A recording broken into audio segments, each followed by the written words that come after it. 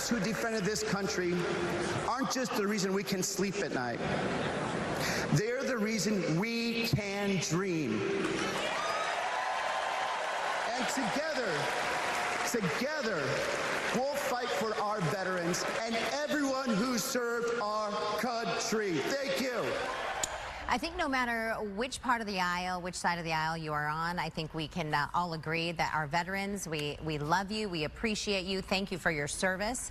Arizona Congressman and candidate for Senate candidate here, Ruben Gallego, speaking for veterans during his speech last night at the DNC. Well, Gallego, a combat veteran, taking part here on stage to highlight key issues for veterans, including PTSD. And this morning, one Valley veteran is sharing her personal experience with our Danielle Miller about what she has been going through. Good morning, Danielle. That's exactly right, and good morning. And to have veterans as well as veterans issues on such a national forefront, especially something like the DNC, very important, especially for veterans. And one local veteran with us this morning. We have Gladys Vargas with us this morning. Gladys, first and foremost, thank you so much for your service. Thank you. If you could just tell us a little bit about your service.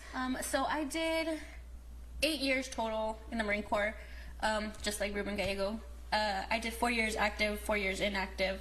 I was supply, warehousing, and I helped in the supports for Afghanistan as well. And seeing the speech by Ruben Gallego, just personally, how did that feel for you? It was awesome. I mean, to be honest, having a voice for us out in the DNC, such a big platform, is something that veterans don't really get often. So it was pretty exciting. Seeing everybody, all the veterans come out as well, was very good. You know, having that representation.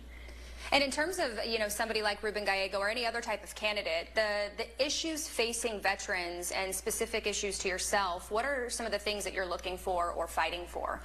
So one of the biggest issues as a female veteran is we don't have a lot of representation in the VA. So one of the biggest issues for me would be military sexual assault. And we have one program, and I know Ruben is very passionate as far as getting more programs available for mental health through the VA and other platforms like that as well. And your experience with that, that's something that you struggled with in the military. Yes. Yeah, and coming back home and even just in the military itself, there isn't a whole lot of help for veterans transitioning back into the civilian sector, transitioning back, just coming back home. The VA is not the most supportive, as many people would know. So one thing that I really do appreciate from Ruben is that he is a voice for us and that he isn't afraid to get out there and say, hey, we're struggling, we need help, and you know, we need to do something about it. And doing something about it, services, I'm sure, something that maybe you're advocating for. Yes, so I know that he had a big impact in the PAC Act, which is burn pits and all of those types of things, where a lot of veterans came back home and they got really sick and nobody knew why, and it had to do with the burn pits out in Afghanistan and all of those types of things. So he pushed to be able to get us more benefits and more just resources to be able to get those benefits that we are entitled to. And your plans moving forward? I'm sure just to keep... Yes, staying on track with the campaign, being able to be a voice for, like I said, female veterans in general, and just being able to be heard.